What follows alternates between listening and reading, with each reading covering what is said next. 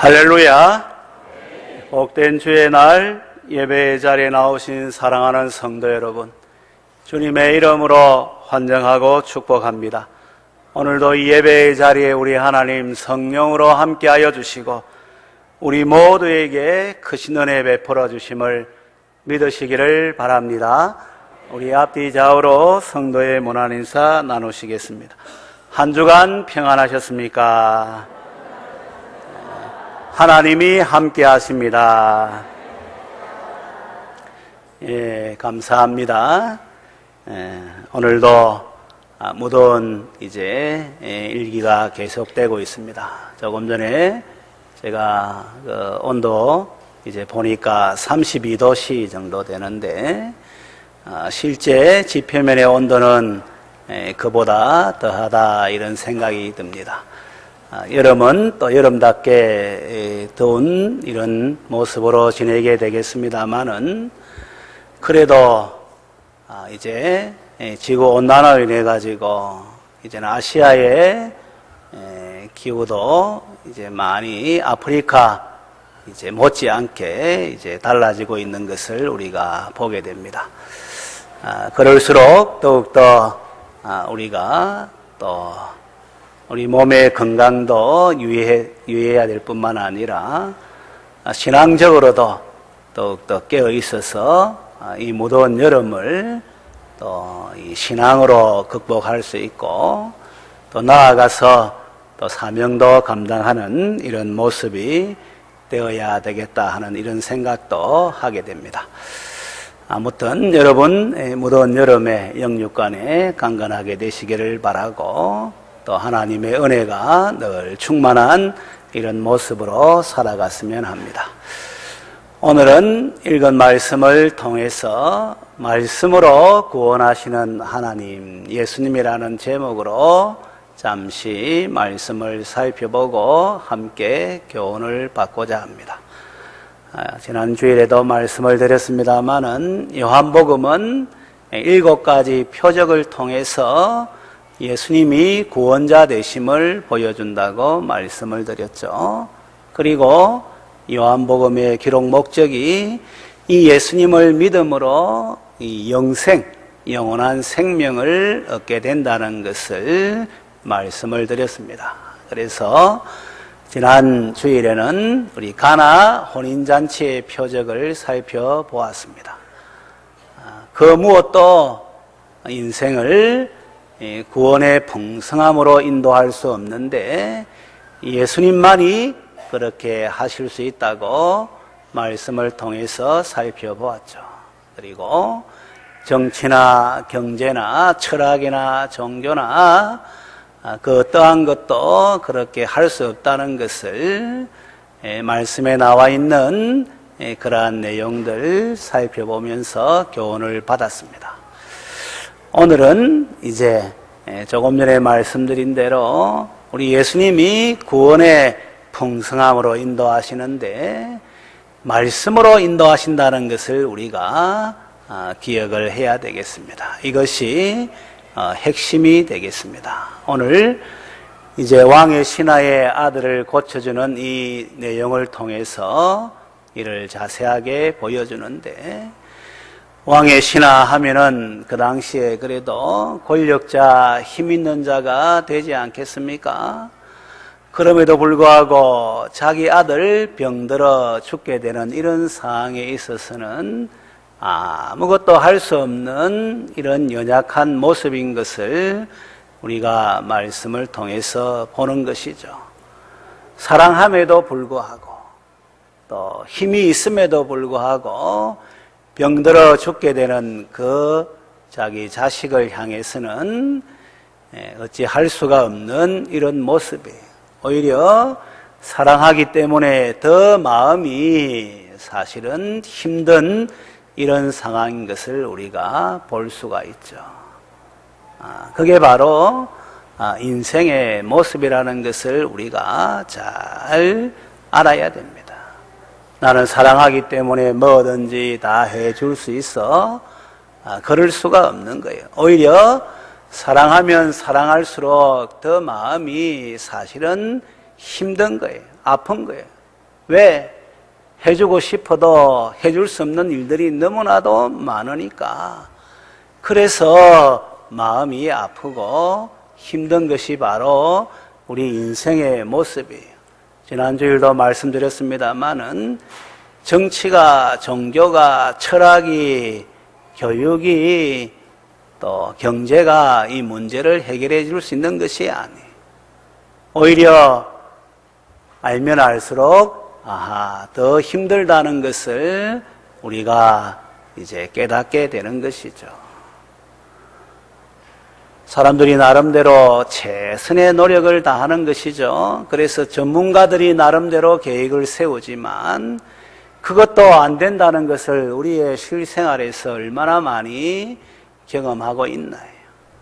어젠가 제가 뉴스를 보니까 이 초등학교 이제 이 교사 준비하는 우리 학생들이 이 임용고시 이제 모집하는 그 교사의 수가 너무나도 많이 줄어들었기 때문에 가만히 있지를 못하고 이제 교육청 앞에서 이 데모하는 이런 내용을 이제 보았는데, 작년에 비해서 엄청난 이제 인원, 모집하는 인원을 줄였더라고요. 보니까 12.3% 정도밖에 작년에 비해서 모집하지를 않는 거예요. 물론 서울에 해당되지만 다른 지방도 포함될 거예요. 교사의 수를 이렇게 제대로 수급 조절이 안 되는 거예요. 전문가들이 다 계획을 세우는데 자녀들 이 출생률이 떨어지니까 이제는 어떻게 할 수 없는 그런 상황이 된 거예요. 중등교사는 초등교사보다 더 힘든 상황인 거예요. 울산은 이번에 보니까 국어, 수학, 영어 교사 한 사람도 모집하지를 않아요. 나름대로 이제 사범대 나오고 열심히 공부하고 그래 준비했는데 교사 이 수급 조절이 안 되는 거예요. 이 전문가들이 다 계획을 세우는데 이렇게 동떨어진 이런 결과가 되어진 것을 우리가 보지 않습니까? 정권이 바뀌고 난 다음에는 이제 이 원자력 문제 때문에 여기에 종사하는 사람들이 얼마나 많은데 한순간에 내일을 알 수 없는 그런 상황이 된 것도 우리가 보지 않나요? 나름대로 이 선입관을 제거하고 사람을 채용하기 위해서 사진도 붙이지 말라, 학력도 기재하지 말라, 뭐 이래 했는데 의도는 좋지만은 지금 보니까 사진사들이 또 모여서 데모를 하는 거예요. 이력서에 사진을 붙여야지 그래도 나름대로 이 사진관을 운영을 할 수 있는데 그거 하루아침에 이제 하지 말라는 이런 말이 나오니까 찾아오는 사람들이 한 60%가 줄었다는 거예요. 이 하나의 예를 가지고 지금 제가 얘기를 하고 있습니다만은 아무리 전문가고 아무리 뛰어난 사람이고 그래서 계획을 세운다 할지라도 여기저기에 빈틈이 생기고 있다는 것을 우리가 잘 보고 있는 거예요. 조금 전에 말씀드린 대로 사랑하면 할수록 더 힘들어지는 이런 상황이 바로 인생의 모습이라는 것을 우리가 기억하게 될 때 구원은 사람에게서 정치나 종교나 그 어떤 것에서 올 수 없다는 것을 우리가 분명하게 기억하고 인정해야 되는 것이죠. 그런데 예수님에게로 나오면, 하나님의 아들이신 예수님에게로 나오면 그 어떠한 상황 가운데에서도 건짐을, 구원을 받는 것이죠. 지난 주일 말씀한 대로 그냥 구원받는 것이 아니라 구원의 풍성한 그런 은혜 속에 살아가게 되는 것이죠.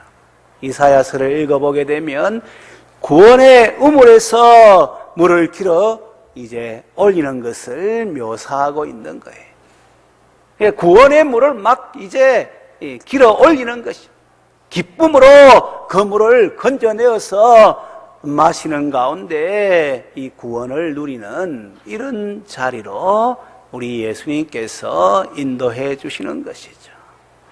사람마다 처음에 좋은 포도주 내고 그 다음에 취한 다음에 좀 질 낮은 포도주를 내는데 이 집은 어찌해서 가면 갈수록 더 최상의 포도주가 그래 이제 나오느냐. 가나 혼인잔치에서 연회장이 그런 말 하는 거 우리가 보지 않았습니까? 예수 믿으면은 주님께로 나오면 가면 갈수록 풍성한 구원의 자리에서 누리며 살아가게 되는 것이죠. 삶의 정황이 바뀌는 것이 아니에요. 여전히 인생의 생로병사의 짐을 지고 가야 되는 거예요. 또 삶의 환경이 바뀌면은 그 어려운 가운데 또 우리가 직면해야 되는 거예요. 그런데 놀라운 일은 그런 상황 가운데에서도 예수님에게로 나아가면 그게 조금 더 문제가 안 되고 오히려 더욱더 구원의 은혜를 누리는 것을 고백하는, 그래서 감사하고 찬송하며 영광 돌리는 모습으로 이제 변화가 되는 것이죠. 그래서 사도 바울은 감옥에 갇혀 있는 그 상황 가운데, 오늘의 감옥하고는 로마 시대의 감옥은 다르지 않습니까? 그 감옥 가운데서도 기뻐하는 이런 모습들 우리가 보지 않나요?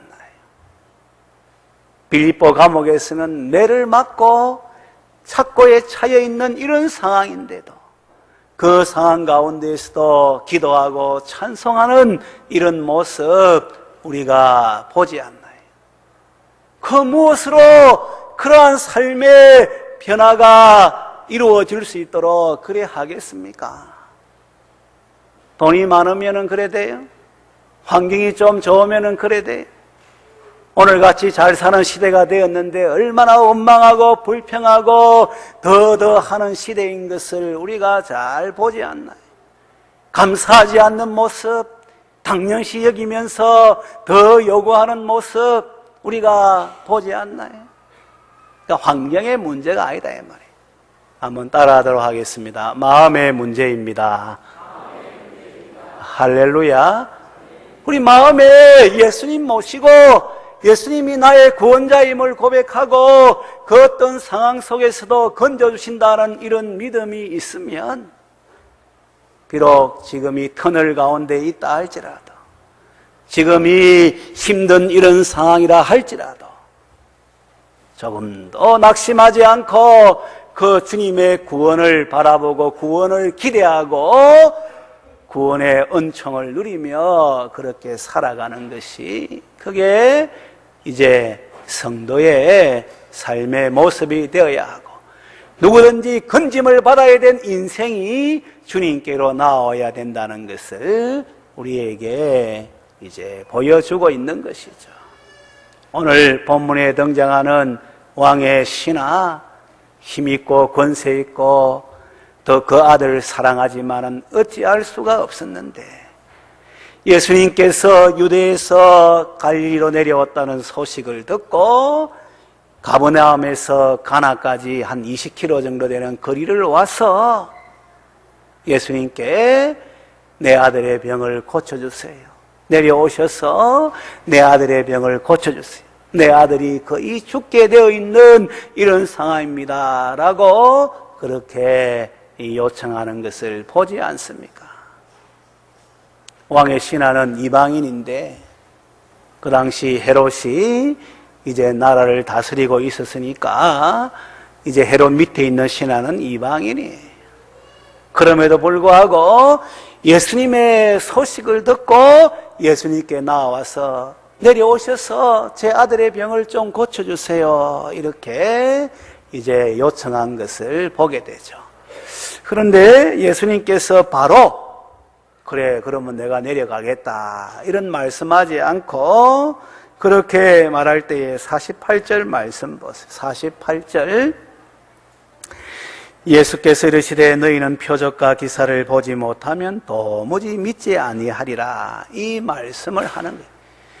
표적과 기사를 이제 보지 못하면 도무지 믿지 아니하리라, 이런 말씀을 이제 하시는 가운데 예수님께서 표적, 기사를 행하시는 분이신 것을 말씀할 뿐만 아니라 이 표적, 이 기사, 이것이 이제 믿음과 관계되어져 있다는 것을 우리에게 보여주죠.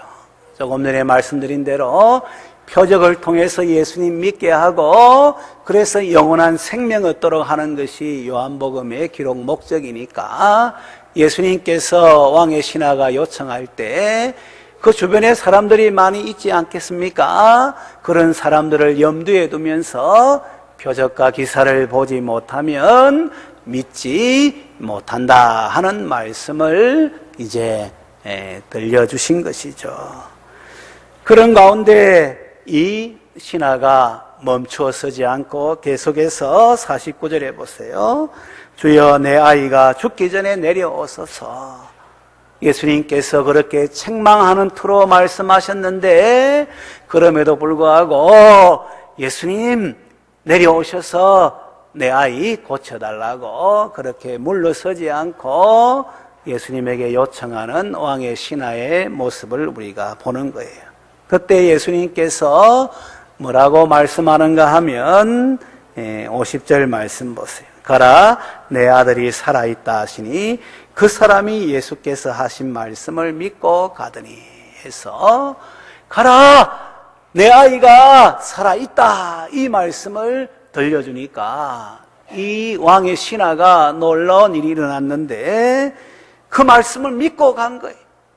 처음에 예수님께서 내려오셔서 내 아이 고쳐달라 했고 또 예수님께서 표적과 기사를 보지 아니하면 믿지 아니한다고 말씀을 드렸고 했고 그 다음에 내 아이 좀 고쳐달라고 예수님께 요청했는데 예수님께서 내려가시지 않고 뭐라 말씀하는가 하면 가라, 내 아이가 살아있다, 이 말씀하셨는데 이 왕의 신하가 그 말씀을 믿고 갔다고 성경에 기록하고 있죠.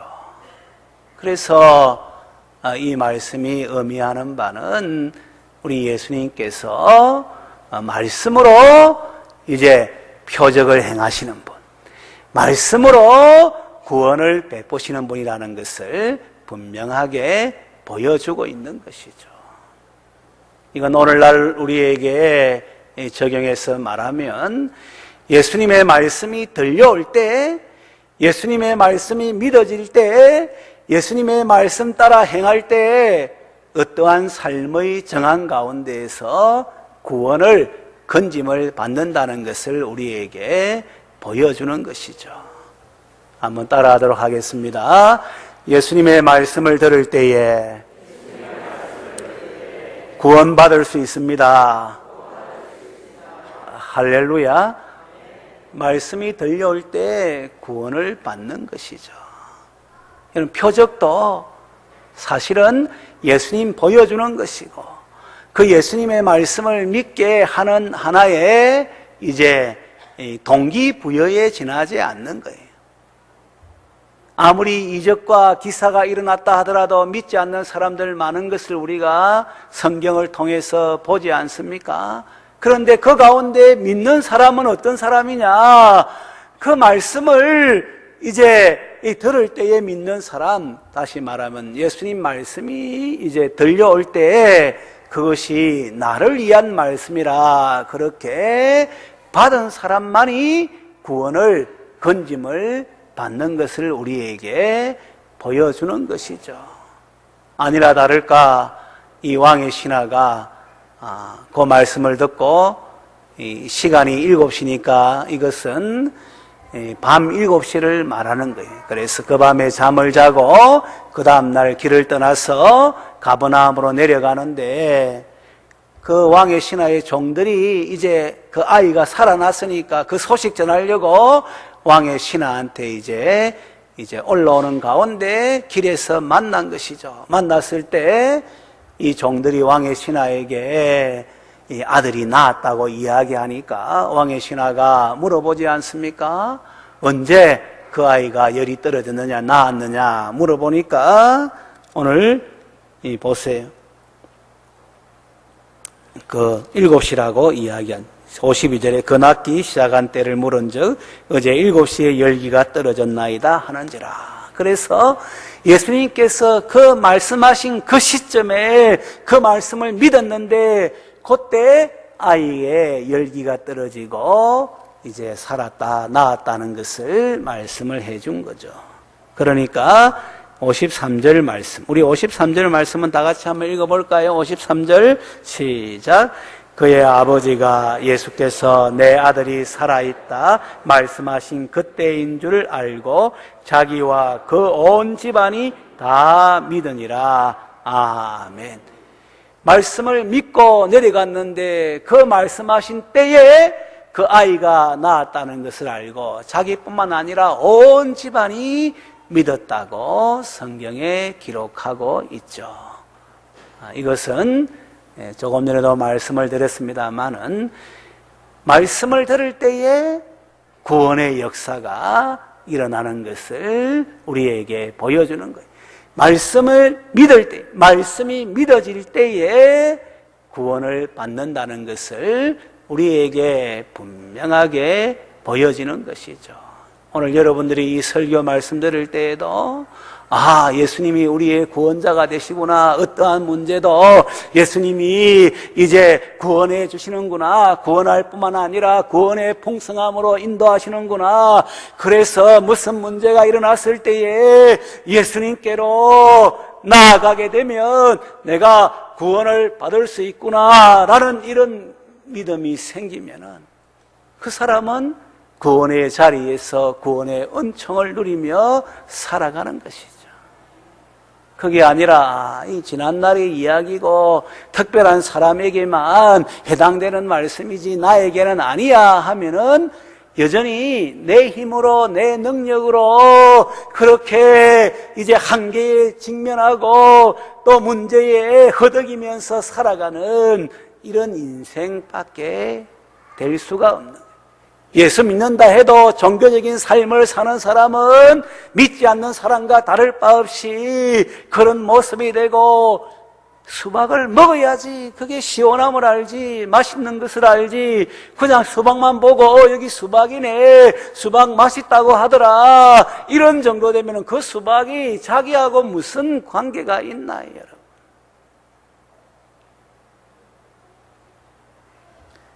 예수님 말씀 들려올 때에 누구라도 예수님께 나아가면 구원함을 받고 구원의 풍성함을 누리고 좋은 것을 누리고 살아가는 인생 된다는 것을 내 마음에 이제 새기면은 그러면은 그 어떠한 문제, 건짐을, 구원을 풍성한 은혜의 자리에 갈 수 있다는 것을 여러분들이 한순간도 잊으면 안 돼요. 사실 인생은 죄 문제 해결할 수 없어요. 인생은 죽음 문제도 해결할 수 없어요. 아니 인생은 조그만 그런 문제도 해결할 수가 말 한마디에 상처받았다고 바이러스에 생명이 오락가락하는 것이 바로 인생의 모습이에요. 조그만 변수만 생겨도 어찌할 수밖에 없는 것이 인생의 모습이에요. 그런데 어떻게 사람을 의지하고 나를 의지하고 또 전문가를 의지하고 그런 가운데 건짐을 받으려고 하는 이런 모습이 되어야 하나요?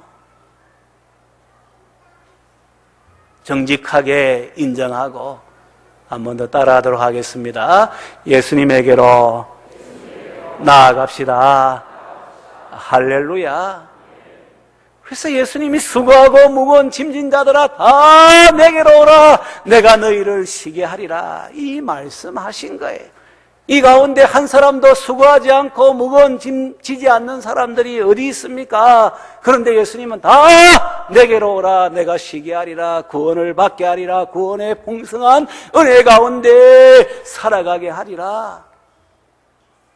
이사야 55장에는 더 놀라운 말씀이 있는 거예요. 1절부터 3절까지 제가 읽어드릴게요. 오라 너희 목마른 자들아 물로 나오라 돈 없는 자도 오라 너희는 와서 사 먹되 돈 없이 값없이 와서 포도주와 젖을 사라. 너희가 어찌하여 양식이 아닌 것을 위하여 은을 달아주며 배부르게 하지 못할 것을 위하여 수고하느냐. 내게 듣고 들을지어다. 그리하면 너희가 좋은 것을 먹을 것이며 너희 자신들이 기름진 것으로 즐거움을 얻으리라. 너희는 귀를 기울이고 내게로 나와 들으라. 그리하면 너희의 영혼이 살리라. 내가 너희를 위하여 영원한 언약을 맺으리니 곧 다윗에게 허락한 확실한 은혜니라. 여러분, 이 말씀 나중에 이사야 55장 1절부터 3절까지 보세요. 정독을 하세요. 말씀을 여러분들이 마음에 새기세요. 얼마나 실제적으로 우리에게 유익을 주는 말씀인지 몰라요. 너희 목마른 자들아 물로 나오라. 인생이 목마르지 않는 인생이 있습니까? 다 갈급하잖아요. 돈에 목마르고 명예에 목마르고 사랑에 목마르고 모든 것에 갈급한 것이 바로 인생의 모습 아니겠습니까? 목마른 자들아 물로 나오라. 돈 없는 자도 오라. 이 세상은 돈이 있어야지 뭐 살아가지만 우리 예수님은 돈 없어도 오라는 거예요. 돈 없는 자도 오라. 그 놀라운 말씀은 너희는 와서 사 먹되, 돈 없는데 어떻게 사 먹어요? 그런데도 예수님은 돈 없이 값없이 와서 포도주와 젖을 사라 이래 말하는 거예요. 돈 없어도 값없어도 와서 포도주와 젖을 사라. 이게 뭘 말하는 거예요? 예수님이 다 대가를 지불했다는 것을 말하는 거예요. 그 생명을 가지고 값을 치룰 수 없는 그 어마어마한 그 대가를 다 지불했다는 거예요. 마음껏 먹으라는 거예요. 우리 사람들 보면은 뭐 좀 기분 좋을 때 골든벨 울리잖아요. 그러면서 이 식당에서 먹은 음식은 다 내가 계산하겠습니다 하는 그런 경우가 있잖아요. 우리나라는 좀 거기 드문데 외국에서는 보면은 기쁜 일이 있을 때, 즐거운 일이 있을 때, 그 돈 있는 사람들이 그 돈 가지고 자기만 이렇게 탁 챙기는 것이 아니라 그 식당 주인한테 배를 울리라는 거예요. 종을 치라는 거예요. 그 종소리가 탁 나면 사람들이 다 박수치고 와 하고 그래 하는 거예요. 그 종소리는 뭐냐? 내가 기분이 좋아서 오늘 식당에서 먹는 모든 음식값 아무리 비싼 것이고 뭐가 간에 내가 다 지불하겠다는 거예요. 예수님은 그런 정도가 아니라 전 인류 오고 오는 세상 모든 것 다 포함해가지고 대가를 다 지불해놨다는 거예요. 예수님께서. 그러니까 이제는 그냥 와서 먹고 마시고 누리면 된다는 것을 그렇게 지금 말씀하고 있는 거예요. 세상 사람들은 할 수 없죠. 아무리 이건희가 돼도 빌 게이츠가 돼도 다 할 수 있나요, 여러분? 못하는 거예요. 그러면서 뭐라고 말씀? 너희가 어찌하여 양식이 아닌 것을 위하여 언을 달아주며 배부르게 하지 못할 것을 위하여 수고하느냐? 어찌 건짐을 받지 건져내지 못하는 그런 일들 위해 가지고 수고하고 땀 흘리고 애를 쓰고 그걸 추구하면서 세월 낭비하면서 그래 살아가는 이런 어리석은 인생 삶을 사느냐? 그래서 상결과가 뭐냐? 여전히 목마르고 여전히 배고프고 여전히 문제 가운데 있는 것이 너희들의 모습이 아니냐? 이걸 지금 말씀하는 거예요. 그래서 해결책을 주는 거예요. 내게 듣고 들을지어다. 그리하면 너희가 좋은 것을 먹을 것이며 너희 자신들이 기름진 것으로 즐거움을 얻으리라. 좋은 것 먹을 뿐만 아니라 기름진 것으로 즐거움을, 이 바로 구원의 자리, 구원의 풍성한 은혜를 이야기하는 거예요. 너희는 귀를 기울이고 내게로 나와 들으라. 귀를 기울여서 들으라. 그리하면 너희의 영혼이 살리라. 이런 말씀을. 이것만 해도 감격스러운데 내가 너희를 위하여 영원한 언약을 맺으니, 이거는 영원한 언약이야. 영원한 언약. 잠시 뭐 일시적으로 정권 바뀌면 또 바뀌는 이런 것이 아니라 영원토록 맺은 언약이라는 거예요. 약속. 피를 전제한 약속. 생명을 걸고 한 약속을 맺으리니 곧 다윗에게 허락한 확실한 은혜니라. 여러분, 하나님 마음이 아픈 자 다윗에게 이제 허락한 확실한 은혜, 다윗의 자손 예수님에게 허락한 은혜, 예수님을 통해서 하나님께서 이 영원한 언약을 시행하시겠다는 이 말씀이 이사야 55장 1절 3절의 말씀이에요. 우리 하나님은 그 아들의 생명을 통해서 다 우리의 구원의 기반을 다 마련해 놓은 모든 대가를 다, 죄에 대한 대가, 죽음에 대한 대가 다 지불한, 인생의 삶에서 겪는 모든 문제의 대가를 예수님께서 다 지불해 놓으시고 해결해 놓으신 거예요. 이제는 예수님께로 나오고 그분의 말씀을 듣고 그분의 말씀을 믿으면은 구원의 자리로 나아가게 되고 구원의 은총을 누리게 되고, 그런 가운데 우리 주님을 찬양하면서 섬기는 하늘나라의 백성의 분복을 누리며 살아가는 이런 모습이 된다는 것을 우리가 이 말씀을 통해서 교훈을 받아야 되는 것이죠. 사람들이 이걸 몰라요. 그래서 여전히 허덕이며 살아가는 거예요. 그런데 놀라운 사실은 예수 믿는 사람도, 우리 성도들도 이걸 잘 몰라요. 예수님께로 나오면은 구원의 풍성한 은혜의 자리로 이끄신다고 하는데도 예수님께 안 나오는 거예요. 그 말씀 들으면은 산다고 하는데도, 말씀 듣는데도 게을리하고, 말씀 들어도 그대로 순종하지 않고 여전히 어려운 가운데, 힘든 가운데 그렇게 살아가는 거예요. 여러분, 주님의 마음이 얼마나 안타까운지 아시겠죠?